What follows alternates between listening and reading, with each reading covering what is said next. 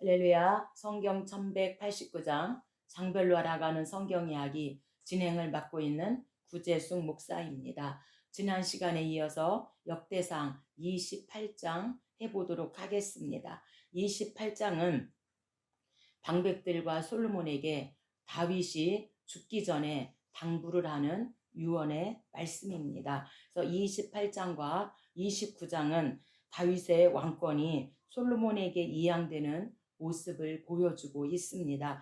본서 저자는 아도니아 등의 반란 기사를 누락하였으며 왕권 이양이 합법적이었음을 강조하고 있습니다. 다윗은 이스라엘 모든 방백들 앞에서 솔로몬을 자신의 후계자로 직접 청거함으로써 왕위 계승을 둘러싼 잡음을 미연에 방지하고자 했습니다.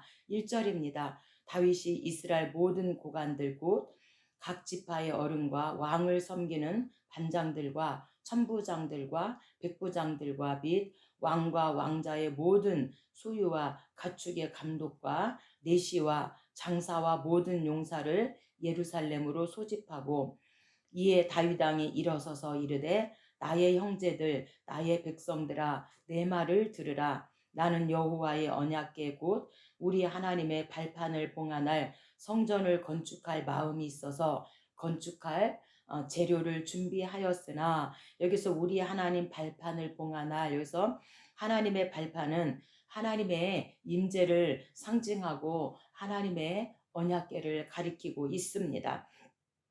3절입니다. 하나님이 이르시되 너는 전쟁을 많이 한 사람이라 피를 많이 흘렸으니 성전을 건축하지 못하리라 하셨느니라. 다윗은 정말 건축할 재료를 준비하고 성전 건축을 원하였지만 하나님께서 피를 많이 흘렸기 때문에 너는 성전을 건축하지 못한다 하셨다 말씀하는 것이죠.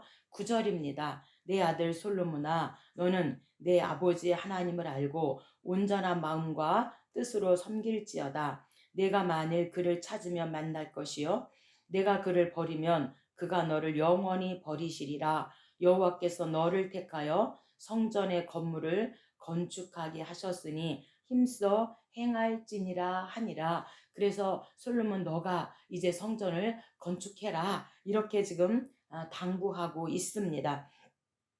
19절입니다. 다윗이 이르되 여호와의 손이 내게 임하여 이 모든 일에 설계를 그려 나에게 알려주셨느니라. 하나님께서 다윗의 손에 이제 예루살렘 성전의 모든 설계도를 그려서 다윗에게 알려주셨다. 그러니 너는 그 설계도를 가지고 성전을 건축해라 이렇게 당부하고 있습니다. 출애굽기 25장 9절에도 보니까 언약궤 떡상 금촛대가 나오는데 하나님께서 모세에게도 성막 설계도를 내가 내게 보이는 모양대로 장막을 짓고 그 기구들도 그 모양을 따라 지을지니라. 그래서 모세에게도 하나님께서 이 성막 설계도를 가르쳐 주시고 그대로 성막을 지어라 말씀하셨는데 다윗에게도 성막 설계도를 말씀해 주시고 또한 이제 그것을 이어서 솔로몬이 성전 건축을 할 수 있도록 하나님이 하십니다.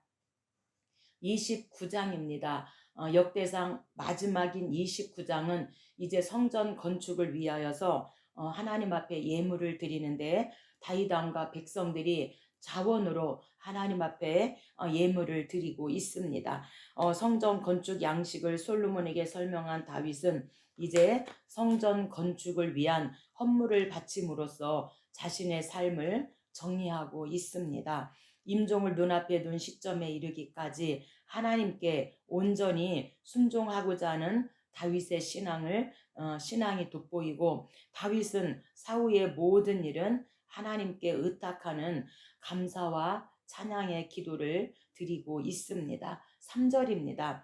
성전을 위하여 준비한 이 모든 것 외에도 내 마음이 내 하나님의 성전을 사모함으로 내가 사유한 금, 은으로 내 하나님의 성전을 위하여 드렸노니 금 3,000 달란트와 수는 7,000 달란트라. 모든 성전 벽에 입히며, 그래서 어마어마하게 하나님 앞에 예물을 드렸습니다. 우리가 한 데나리온을 노동자 하루 품삯을 약 7만 원에서 10만 원으로 정한다면 6천 데나리온이 한 달란트입니다. 그렇다면 약 4억 5천에서 약 5억 정도가 돼요. 한 달란트가. 그런데 금 3천 달란트를 드렸다면 계산할 수 없는 어마어마한 숫자를 그렇게 하나님 앞에 드렸다 말씀하고 있습니다. 6절입니다. 이스라엘 모든 지파의 지도자들과 천부장과 백부장과 왕의 사무관이 다 즐거이 드리되 여호와께 자원하여 드렸으므로 기뻐하였으니 그들이 성심으로 여호와께 자원하여 드렸으므로 다윗 왕도 심히 기뻐하니라. 다윗 왕이 성심을 다해 드리니까 백성과 모든 천부장 백부장과 모든 사무관들이 기쁨으로 즐거움으로 그렇게 자원하여 하나님 앞에 성전 건축에 쓸 물질을 예물을 드렸다 이렇게 말하고 있습니다. 우리가 출애굽기 35장에도 보면 이제 모세의 빛난 얼굴을 보고 이제 성막 건축 전에 예물 교훈인데 성막 건립을 위하여서 자원하여 그렇게 기쁨으로 드렸다 말하고 있습니다. 오늘 우리도 하나님 앞에 이렇게 자원하여 기쁨으로 감사함으로 하나님 앞에 헌신하면 좋겠습니다.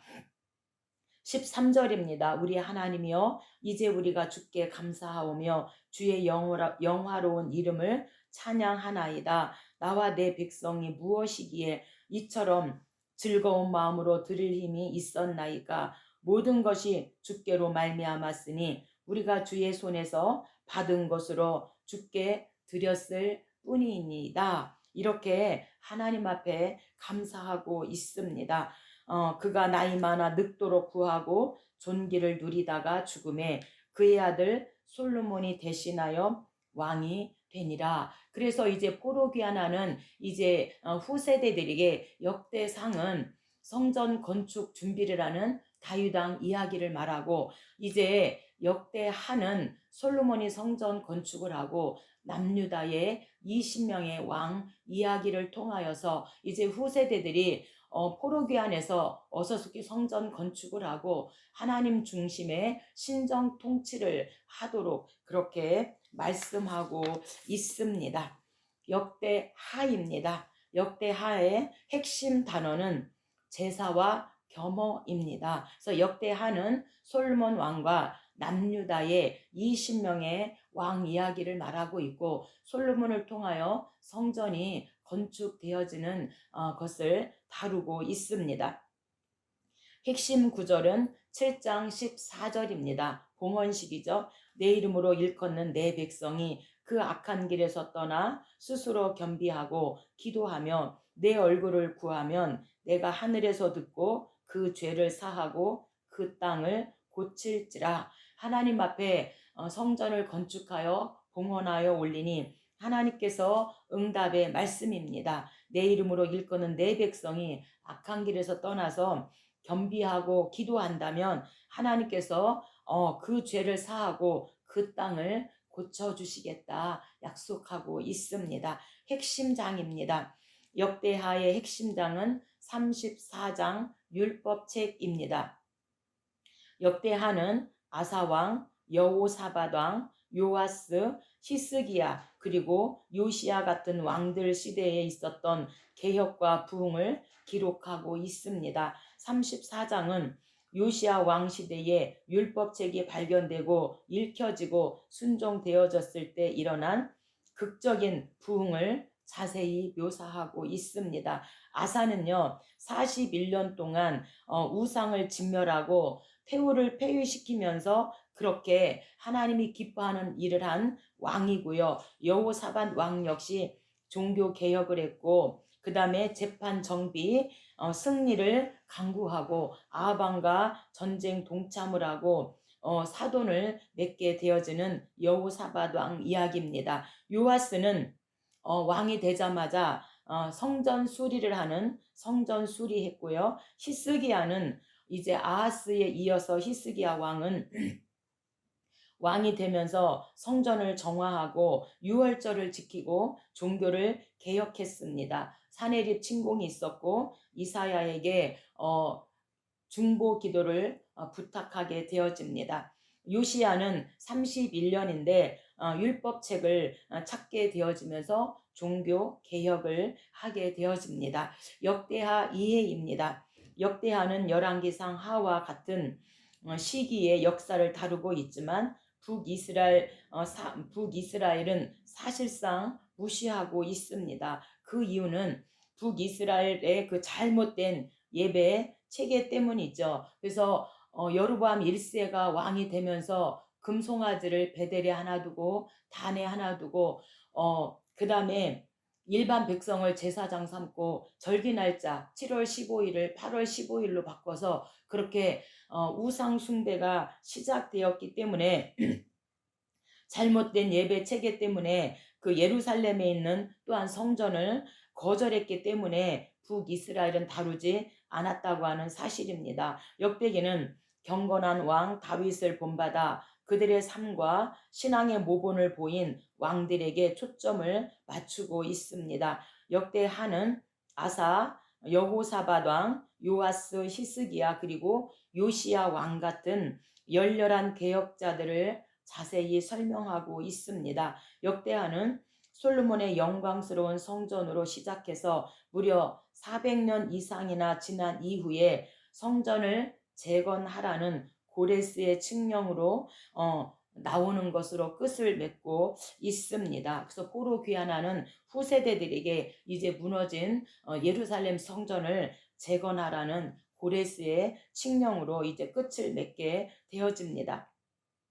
역대하의 주제입니다. 예루살렘 성전은 역대상, 역대하를 통합하는 중심 주제로 사무엘 하로부터 열왕기 하에 이르는 많은 내용들이 역대기에 누락되었습니다. 그 이유는 그것들이 성전이라는 주제와 별로 관계가 없었기 때문입니다. 역대상 11장에서 29장에서 중심 메시지는 성전 건축과 성전 봉사를 위해 다윗이 준비한 것입니다. 역대하 1장에서 9장은 성전의 건축과 봉헌을 묘사하기 위해 기록되었고 10장에서 36장은 북왕국 이스라엘의 왕들에 대한 이야기를 생략하고 있는데 그 이유는 그들이 성전과는 아무런 관련이 없었기 때문입니다. 과거 조상들의 역사 중 가장 위대했던 영광의 시대는 다름이 아니라 성전 제사를 중심으로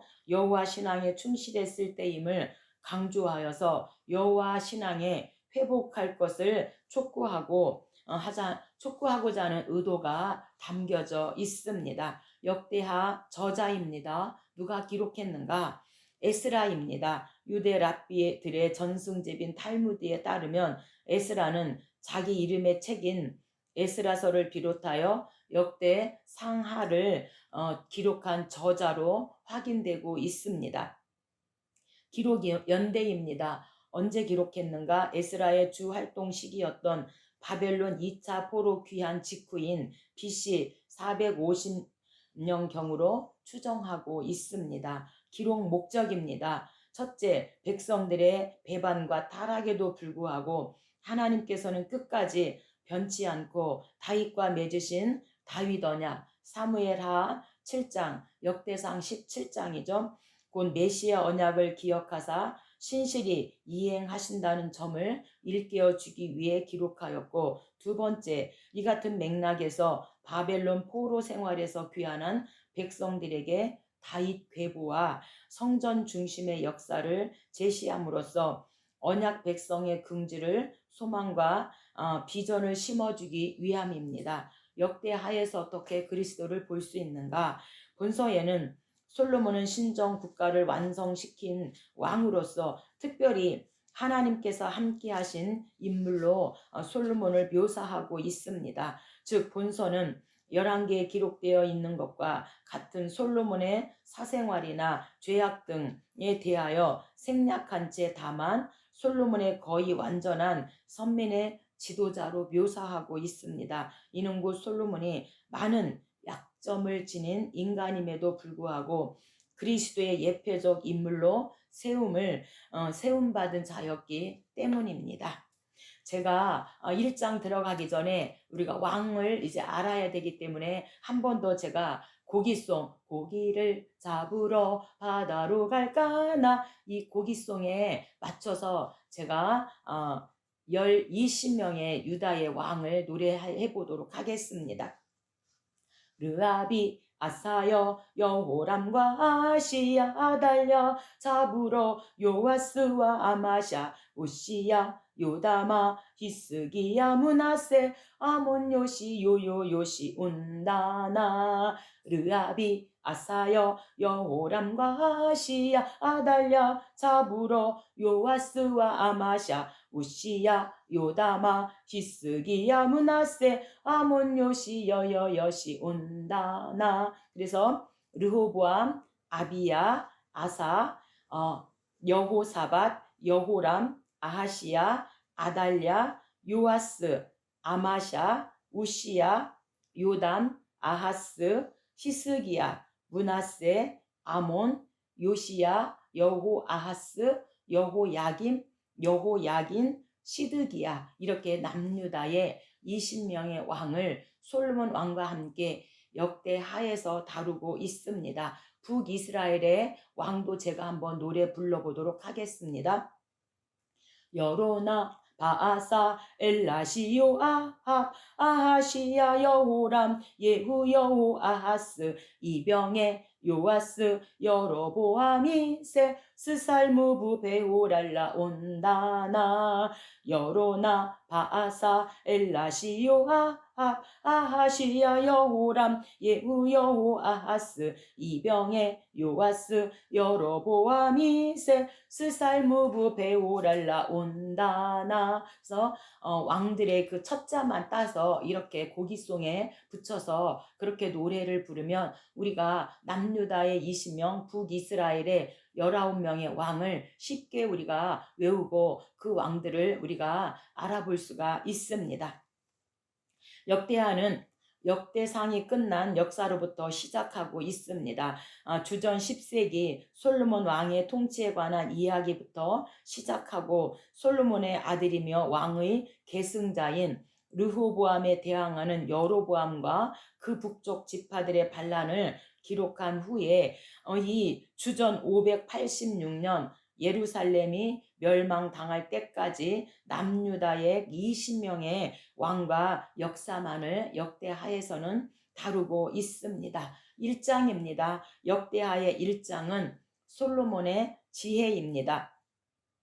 하나님께서 왜 솔로몬에게 지혜를 주셨는가? 성전 건축을 잘 할 수 있도록 그렇게 솔로몬에게 지혜를 주셨습니다. 1장부터 9장까지가 솔로몬 왕 이야기고 10장부터 36장까지가 남유다의 20명의 왕 이야기입니다. 솔로몬은 기브온에서 번제를 드렸습니다. 그 밤에 하나님께서 솔로몬에게 원하는 것을 주겠노라고 하셨을 때 솔로몬은 지혜를 구합니다. 열왕기상 3장 지혜이죠. 이에 하나님은 부귀와 영광도 함께 주시리라 약속하셨고 솔로몬 통치에 있어서 핵심적인 사건은 성전 건축이었는데 그가 하나님께 얻은 지혜는 성전 건축을 완수하는 데에 사용되었습니다. 6절입니다. 성경 갖고 계신 분은 저와 함께 성경을 찾아가며 은혜를 나누면 좋겠습니다. 여호와 앞 곧 회막 앞에 있는 노제단에 솔로몬이 이르러 그 위에 1000마리 희생으로 번제를 드렸더라. 그날 밤에 하나님이 솔로몬에게 나타나 내가 네게 무엇을 주랴 너는 구하라 하시니. 그래서 1000번제를 드렸다. 이것은 1000번제를 드리는데 1000마리의 양을 잡아서 하나님께 제사를 드리는데 약 일주일 정도 7일에서 8일 정도 소요되었다. 이렇게 성경학자들이 말하고 있습니다. 너는 내게 구하라 말씀하시니 10절에 주는 이제 내게 지혜와 지식을 주사 이 백성 앞에서 출입하게 하옵소서. 이렇게 많은 주의 백성을 누가 능히 재판하리이까. 11절 하나님이 솔로몬에게 이르시되 이런 마음이 내게 있어서 부나 재물이나 영광이나 원수의 생명을 멸하기를 구하지 아니하며 장수도 구하지 아니하고 오직 내게 다스리게 한 내 백성을 재판하기 위하여 지혜와 지식을 구하였으니 그러므로 내게 지혜와 지식을 주고 부와 재물과 영광도 주리니 내 전의 왕들도 이런 일이 없었거니와 내 후에도 이런 일이 없으리라. 하나님께서 지혜와 더불어서 부와 명예도 다 주시겠다. 이렇게 말씀하고 있습니다. 오늘 여러분에게 또 나에게 하나님이 오셔서 내가 너에게 무엇을 줄까? 이렇게 물으신다면 선뜻 솔로몬처럼 하나님 저에게 지혜를 주세요. 이 많은 백성을 다스리려면 지혜가 필요합니다. 이렇게 선뜻 지혜를 구했을까? 저 자신에게 질문하여 보았습니다. 선뜻 그렇게 솔로몬과 같은 그렇게 하나님 지혜를 주세요. 이렇게 했을까? 생각이 됩니다. 그런데 잠언에 보면 반드시 명예를 선택해라. 명예와 지혜가 있다면 반드시 명예보다 지혜를 선택하는 게 더 좋은 선택이다. 이렇게 솔로몬은 잠언에서 말하고 있습니다. 2장입니다. 2장은 건축 준비입니다.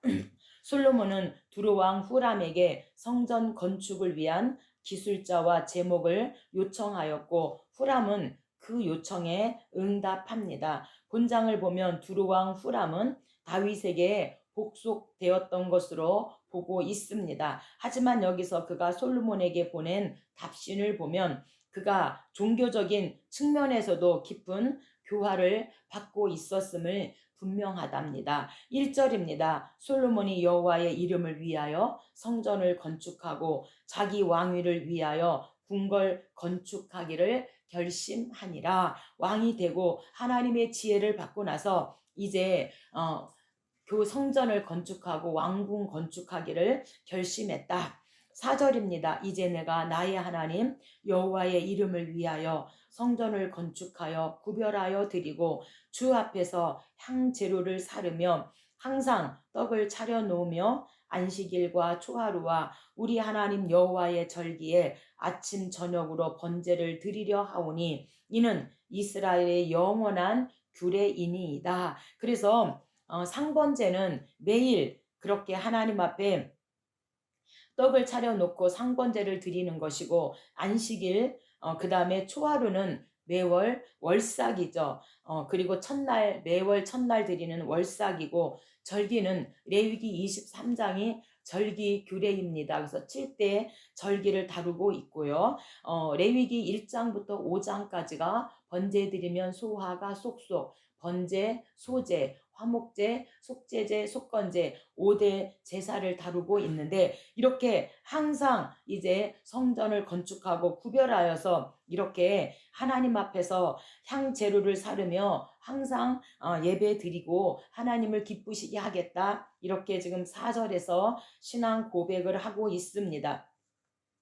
16절입니다. 우리가 레바논에서 벌목하여 떼를 엮어 바다에 띄워 욥바로 보내리니 제목들을 예루살렘으로 올리소서 하였더라. 그래서 이 벌목한 이 목재는 레바논으로부터 서쪽 가장 가까운 해변까지 운반하였습니다. 그래서 욥바까지 운반하여서 뗏목으로 묶어서 그렇게 남쪽에 물줄기를 따라서 그렇게 보내졌습니다.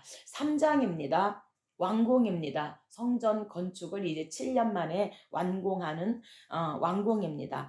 성전 건축 과정을 열왕기서에 비해 요약하였습니다. 그 이유는 첫째, 역대기의 독자가 성전 건축 내용에 대해 익숙할 것이라고 전제하였기 때문이며 둘째는 포로 귀환 후에 재건한 성전이 솔로몬 성전에 훨씬 미치지 못하였던 관계로 그들의 사기를 고려했기 때문입니다. 반면에 역대기 저자는 성전 기물과 내부 장비에 대해서는 상세히 기술하고 있습니다. 1절입니다. 솔로몬이 예루살렘 모리아산에 여호와의 전 건축하기를 시작하니 그의 아버지 다윗에게 나타난 곳이요 여부스 사람 오르난의 타작 마당에 다윗이 정한 곳이라. 그래서 예루살렘 성전 장소가 어디였냐면 창세기 22장 이삭을 번제로 바친 모리아 산이었고, 또한 다윗이 인구 조사로 인하여서 많은 사람이 죽었던 그 오르난 타장 마당이 예루살렘 성전이 되었다 말하고 있습니다.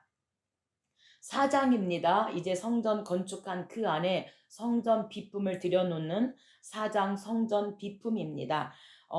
본장은 성전 내에 기구들과 성전 뜰을 만든 사실을 기록하고 있는데, 여기서 이 기구들의 구체적인 용도가 무엇이었는지를 일일이 알아내기란 쉽지 않습니다. 그러나 각 기물들이 나름대로의 용도로 사용되어서 제사에 도움을 주었듯이 오늘날 저와 여러분들도 각기 받은 달란트를 최대한 사용하여서 하나님께 귀한 그릇으로 그렇게 사용되어질 것을 하나님께서 우리에게 부탁하고 계십니다. 1절입니다. 솔로몬이 또 노수로 제단을 만들었으니 후람이 또 솥과 부삽과 대접을 만들었더라. 그래서 이 후람은 두루왕이 보낸 기술자를 말하고 있습니다. 이렇게 성전 비품에 대해서 말씀하고, 5장은 이제 성전을 건축하고 성전 비품이 다 준비되어지니까 법궤를 옮기는 법궤 옮김입니다. 성전 건축이 완료된 후에 솔로몬이 언약궤를 성전으로 옮기자 모세 당시 성막이 완성되었을 때처럼 여호와의 영광의 임재가 나타납니다. 이는 하나님께서 이제 법궤 옮기는 것을 연락하였음을 의미하고 있습니다. 한편 성전 건축은 솔로몬 즉위 넷째 해 둘째 달 둘째 날에 시작되어서 즉위 열한째 해 18째 달 곧 BC 959년 8월에서 9월에 완성되었다. 그래서 만 7년 6개월 정도 성전 건축하는데 소요되었다, 이렇게 말하고 있습니다.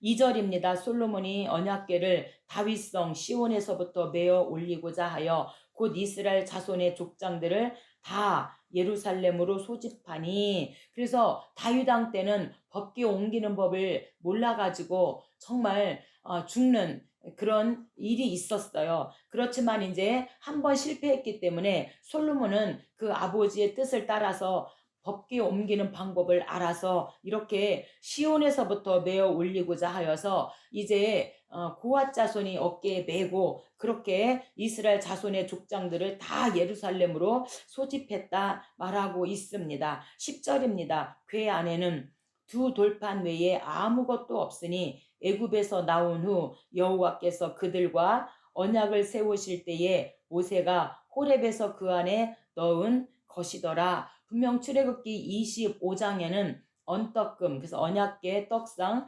금촛대 이렇게 있어야 합니다. 히브리서 9장 4절에도 두 돌판과 언약궤죠, 쌍난 지팡이, 만나 항아리 이렇게 있었다라고 말하고 있는데, 왜 지금 10절에는 두 돌판 외에는 아무것도 없었는가?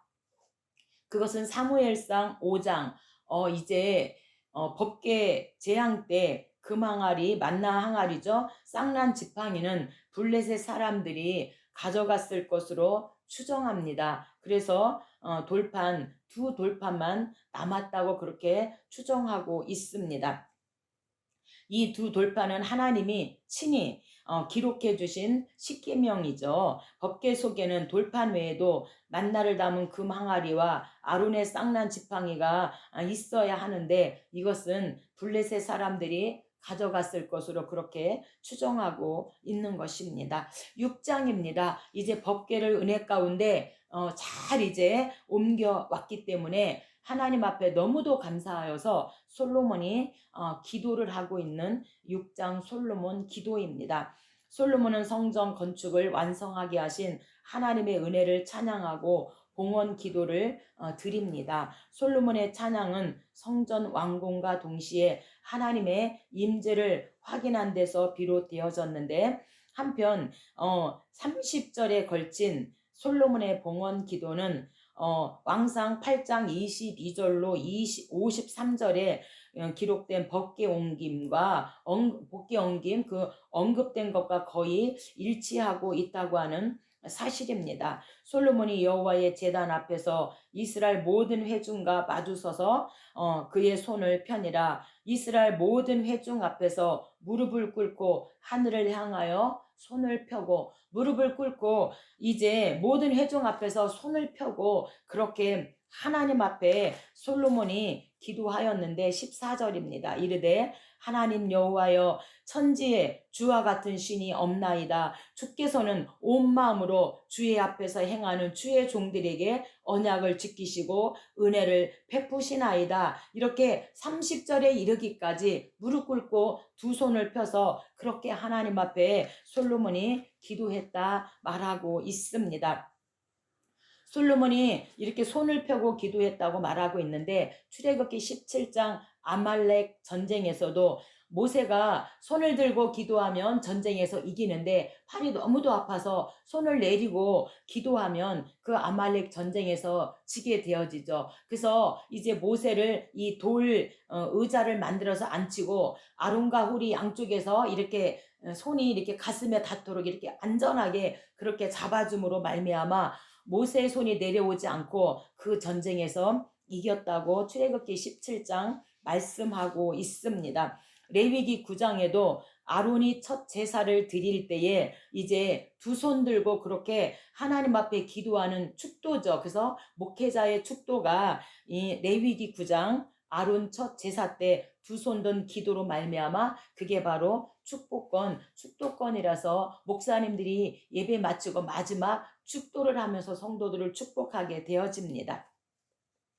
7장입니다. 솔로몬의 기도가 끝나고 이제 하나님 앞에 봉헌식, 낙성식을 하나님 앞에 올려드립니다. 솔로몬이 기도를 마쳤을 때 여호와께서 불로 응답하사 그 기도를 흠양하셨음을 나타내십니다. 왕과 모든 백성은 성전 낙성식을 거행하고 장막절을 지켰으며 여호와께서는 솔로몬에게 언약의 말씀을 계시해 주셨는데, 이 언약의 말씀은 순종과 불순종에 따르는 신명기적 축복과 저주를 그 주제로 하고 있습니다. 그래서 신명기 11장과 28장이 저주와 축복인데, 하나님 말씀을 지키면 축복이지만 수천대 이르기까지 하나님께서 복을 주시겠지만 우상 숭배를 하면 이제 저주를 받게 될 것을 말하고 있는데, 하나님께서 이 신명기적 말 주제로 하나님께서 이제 언약의 말씀을 제시해주고 있습니다.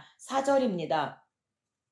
이에 왕과 모든 백성이 여호와 앞에 제사를 드리니 솔로몬 왕이 드린 제물이 소가 22,000마리, 양이 12만 마리라. 이와 같이 왕과 모든 백성이 하나님의 전의 낙성식을 행하니라. 그래서 이 낙성식이 성전 봉헌식입니다. 이제 이곳에서 하는 기도에 내가 눈을 들고 귀를 기울이리니 내 눈과 내 마음이 항상 여기 있으리라. 이제 예루살렘 성전에 하나님께서 항상 있겠다. 그래서 예루살렘 성전에서 하는 모든 기도를 하나님이 들으시고 이제 기도하는 모습을 하나님께서 눈으로 보시고 귀로 들으시고 그렇게 이제 하나님이 예루살렘 성전에 항상 있겠다 이렇게 말씀하고 있습니다. 그래서 오늘 우리들도 이제 비대면 예배보다는 이렇게 정말 성전에서 모여서 하나님 앞에 그렇게 예배하고 하나님을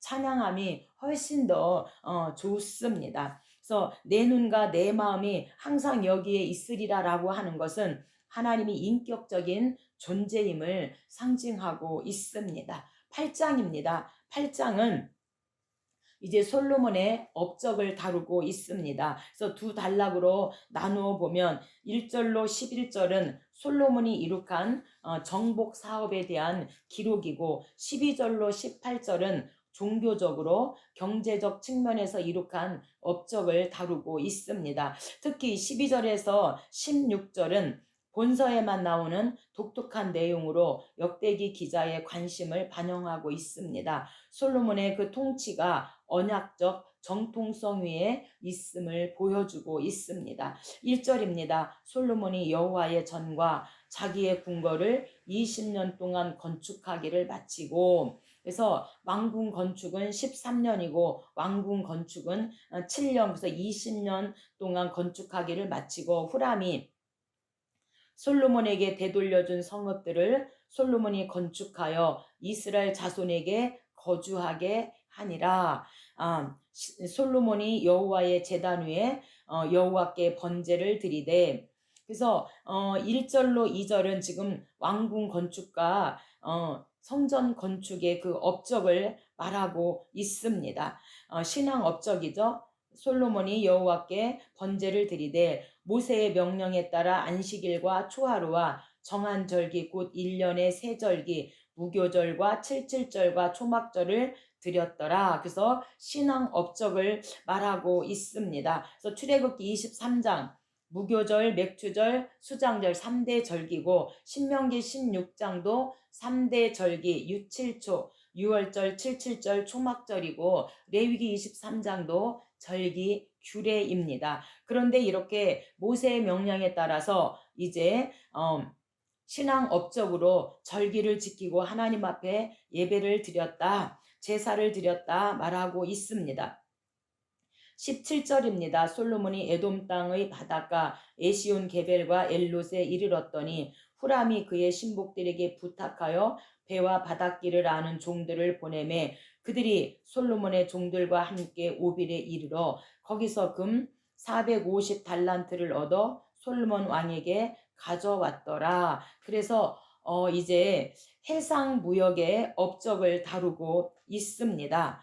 그래서 오빌은 금과 백단향 나무와 보석의 산지로서 정확한 위치는 알려져 있지 않지만 인도, 남아프리카, 남아라비아 등으로 이렇게 추정하기도 하는데, 솔로몬의 업적이 왕궁과 성전을 건축한 것, 두 번째는 제사를 드리는 신앙 업적이고, 세 번째는 해상 무역의 업적을 이렇게 다루었습니다.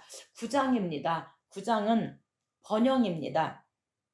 솔로몬의 지혜와 부 그리고 명성이 어느 정도였는지 짐작하게 해주는데, 솔로몬은 40년 동안의 통치를 끝으로 죽음을 맞게 되어지고 그 아들 르호보암이 왕위를 물려받게 되어집니다. 열왕기서에는 솔로몬의 처첩들이나 통치 말년에 있었던 그런 반란에 관한 내용이 수록되어 있으나 이 역대 하에서는 생략하고 있습니다.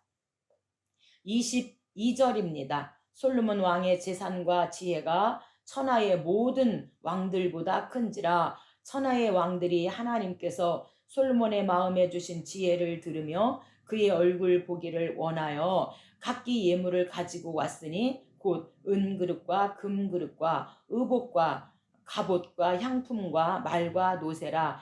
해마다 정한 수가 있었더라. 왕이 예루살렘에서 은을 돌같이 흔하게 하고 백향목을 평지의 뽕나무같이 많게 하였더라. 솔로몬을 위하여 애굽과 각국에서 말들을 가져왔더라. 이렇게 해서 1장부터 9장까지가 솔로몬 왕 이야기를 이렇게 영적인 관점에서, 제사장 관점에서 다루고 있는데, 이제 포로 귀환하는 후세들에게 다윗 왕은 성전 건축 준비를 한 왕이었는데 그때 가장 부강하였고, 솔로몬 왕 때 성전을 건축하고 하나님 중심으로 신본주의로 그렇게 하나님을 섬겼더니 이렇게 이스라엘 나라가 부강했으니 후세대들에게 너희도 이렇게 성전 건축 준비를 하고 성전을 건축해라. 그러면 반드시 다윗 왕 때처럼 솔로몬 왕 때처럼 그렇게 하나님이 복을 주겠다. 이렇게 후세대들에게 역대기 기자가 부탁하고 있습니다. 10장입니다. 10장부터 이제 분열 왕국입니다. 남유다, 북이스라엘. 그래서 북이스라엘은 10지파, 남유다는 2지파로 분열하게 되어집니다. 그래서 BC 930년에 이제 분열하게 되어지는 분열 왕국에 이제 남유다만 다루게 되어집니다. 솔로몬의 아들 르호보암입니다. 르호보암은 17년이고 이제 전갈, 강성, 애굽 침입입니다. 솔로몬의 뒤를 이어 르호보암이 즉위하자마자 왕국 분열이 잇따르게 되어집니다. 여로보암을 위시한 북쪽 지파들에 속한 온 이스라엘이 반역을 꾀하였고, 르호보암은 유다 지파의 왕으로서 통치, 두 지파죠. 유다와 베냐민 왕으로서 통치하였을 뿐입니다. 이러한 왕국 분열은 우상 숭배를 일삼은 솔로몬 왕가에 대한 하나님의 징계의 일환이었습니다. 왜냐하면 신명기적으로 하나님이 언약했기 때문에 하나님 말씀대로 살면 천대 이르기까지 복을 주지만 우상 숭배하면 하나님께서 거름더미 쓸어버리듯 그렇게 쓸어버리겠다, 아끼지 않겠다, 이 아름다운 성전이라도 내가 쓸어버리겠다 하신 그 신명기적 언약이었기 때문에 우상 숭배로 말미암아 결국에는 하나님께서 솔로몬 왕가에 대한 하나님의 징계의 일환으로서 이렇게 이제 분열 왕국이 시작되었다 말씀하고 있습니다. 1절입니다. 르호보암이 세겜으로 갔으니 이는 온 이스라엘이 그를 왕으로 삼고자 하여 세겜에 이르렀음이더라. 느밧의 아들 여로보암이 전에 솔로몬 왕의 낯을 피하여 애굽으로 도망하여 있었더니 이 일을 듣고 여로보암이 애굽에서부터 돌아오매. 그래서 역대기 기자의 지필의 의도는요, 열 지파의 그 반란과 왕국 분열이 하나님께서 내리신 큰 징계임에도 불구하고 역대기 기자는 북이스라엘 여로보암이 왕위를 차지한 것은 하나님이 제정하신 원칙, 다윗 왕가에 의해서 왕위가 계승되어야 한다는 그 정통성에서 일탈한 것으로 파악하고 있습니다. 역대기 저자는 솔로몬 왕국을 이상적인 왕국으로 부각시킨다는 차원에서 우선적으로 반역한 여로보암에게 가장 큰 비난을 돌리고 있습니다. 12절입니다. 3일 만에 여로보암과 모든 백성이 르호보암에게 나왔으니 왕이 포악하고 말로 대답할세 르호보암이 원로들의 가르침을 버리고 젊은 신하들의 가르침을 따라 내 아버지는 가죽 채찍으로 너희를 치셨으나 나는 전갈 채찍으로 치리라. 그래서 전갈 채찍을 침으로 말미암아 결국에는 여로보암을 열 지파가 따라갔는데 지금 그것이 정통성에서 일탈한 것으로 역대기 기자는 그렇게 정리하고 있다는 것입니다. 그래서 전갈 채찍은요, 가죽 채찍 끝에 쇠붙이를 붙인 그런 채찍으로 가죽 채찍 끝에 쇠붙이를 붙였으니까 얼마나 아프겠습니까? 그렇게 르호보암은 아버지는 그렇게 가죽 채찍을 쳤어? 그럼 나는 정갈 채찍을 칠 거야. 이렇게 함으로 말미암아 결국에는 왕의 말을 듣지 아니하였다. 15절입니다. 왕이 이같이 백성의 말을 듣지 아니하였으니 이 일은 하나님께로 말미암아 난 것이라. 실로 사람 아히야로 하여금 여로보암에게 이르신 말씀을 응하게 하심이더라. 그래서 이 르호보암은 솔로몬의 아들로서 암몬 여인 나아마의 소생입니다. 그래서 BC 922년경에 41세에 왕이 되어서 17년 동안 통치를 했고요. 그가 즉위했을 때 이스라엘의 상황은 남과 북지파 사이에 반목이 극에 달한 그러한 시기였습니다. 그리고 북이스라엘의 여로보암은요 10절로 10장 12절에 나오는데 에브라임 사람인 느밧의 아들로 그의 어머니는 수르아이며 열왕기상 12장 26절에 과부로 나오고 있고요. 70인역에는 왕상 12장 24절에서 사리라라는 이름을 가진 창녀로 70인역에는 그렇게 기록되어 있습니다. 여로보암은 솔로몬 당시 공사 감독관이었지만 선지자 아이야의 예언을 이유로 솔로몬을 암살 계획을 피해 결국에는 애굽으로 피신하였다가 돌아오게 되어지고요. 70인 역에서는 직접 반란을 도모하여 실패했다라고 이렇게 기사가 나오게 되어집니다. 그래서 이렇게 이제 결국에는 930년에 분열 왕국이 되어졌고요. 11장입니다. 11장 르호보암 17년 강성입니다. 이제 10장에서는 정갈 채찍을 썼고요. 11장에서 르호보암이 이제 3년 동안 하나님 말씀에 순종함으로 말미암아 3년 동안 강성했다 이렇게 말합니다. 11장에서 르호보암이 하나님께 순종함으로써 짧은 기간 동안이나마 축복을 누린 사실을 소개하는데 약 3년 동안이죠. 1절에서 4절은 르호보암이 여호와께 순종하여 여로보암을 치러 가던 길에서 되돌아오므로 여로보암을 치지 않았다는 내용을 다루고 있고, 5절 이하는 르호보암이 방어 성벽을 구축한 사실과 여로보암의 우상 숭배를 피해서 북이스라엘에서 이주한 자들을 환영한 사실을 언급하며 르호보암의 가족을 소개하는 내용이 11장입니다. 11절입니다. 르호보암이 그 방비하는 성읍들을 더욱 견고하게 하고 양식과 기름과 포도주를 저축하고 모든 성읍에 방패와 창을 두어 매우 강하게 하니라. 유다와 베냐민이 르호보암에게 속하였더라. 북이스라엘과 전쟁하지 않으려고 이제 성읍들을 방비하고 성읍들을 견고하게 하고 양식과 기름과 포도주를 저축하고 성읍에 방패와 창을 두었다. 그래서 하나님이 그리고 하나님 말씀에 순종해서 3년 동안 그렇게 남유다가 강성했다. 17절입니다. 그러므로 3년 동안 유다 나라를 도와 르호보암을 강성하게 하였으니 이는 무리가 3년 동안을 다윗과 솔로몬의 길로 행하였음이더라. 아멘. 그래서 3년 동안은 다윗과 솔로몬의 길로 행하여 하나님 말씀대로 살았을 때는 그렇게 르호보암 때도 강성하였다. 12장입니다. 남유다 르호보암 17년 애굽 침입입니다. 결국에는 교만하여 결국엔 애굽의 침입을 받게 되어지는 애굽 침입입니다. 르호보암이 하나님을 거역함에 따라서 애굽왕 시삭에게 침공을 당한 사실을 기록하고 있습니다. 열왕기는 시삭의 침공과 약탈만을 수록하고 있으나 역대기 상하는 왕과 방백들의 회개로 말미암아 하나님의 진노가 거두어진 사실까지 언급하고 있습니다. 하나님이 징계시키는 목적은 회개시키려 함에 있다고 하는 사실입니다.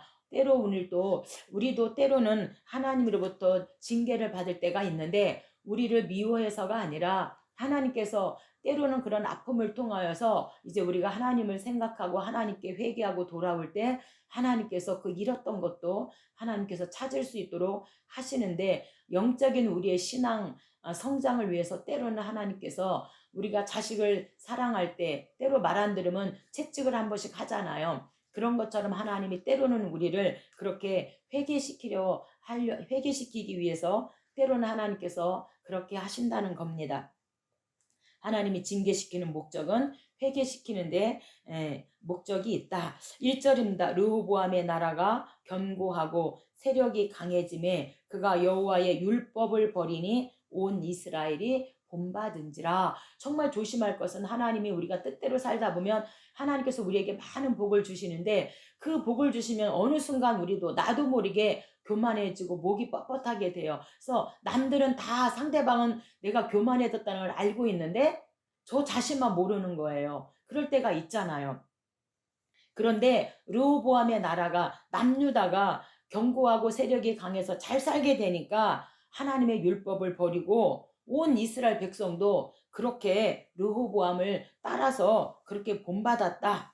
그러나 그들이 시삭의 종이 되어 나를 섬기는 것과 세상 나라들을 섬기는 것이 어떠한지 알게 되리라 하셨다 하라. 애굽왕 시삭이 올라와서 예루살렘을 치고 여호와의 전 보물과 왕궁의 보물을 모두 빼앗고 솔로몬이 만든 금 방패도 빼앗은지라. 그래서 하나님의 말씀, 하나님의 율법을 버린 결과는 결국에는 애굽 침입을 당하게 되어졌다. 이렇게 말하고 있습니다. 오늘 저와 여러분도 복 받았을 때 하나님을 버리고 나도 모르게 교만하여 서서히 하나님을 버리게 된다면 성령님이 탄식하시고 성령님이 나를 위하여 하나님이 그렇게 회개하고 탄식하시고 계신다는 것을 꼭 기억했으면 좋겠습니다. 8절에 시삭의 종이 되어 나를 섬기는 것과 세상 나라들을 섬기는 것 어떠한 것이 좋은지 알게 되리라 이렇게 말하고 있는데 그 뜻은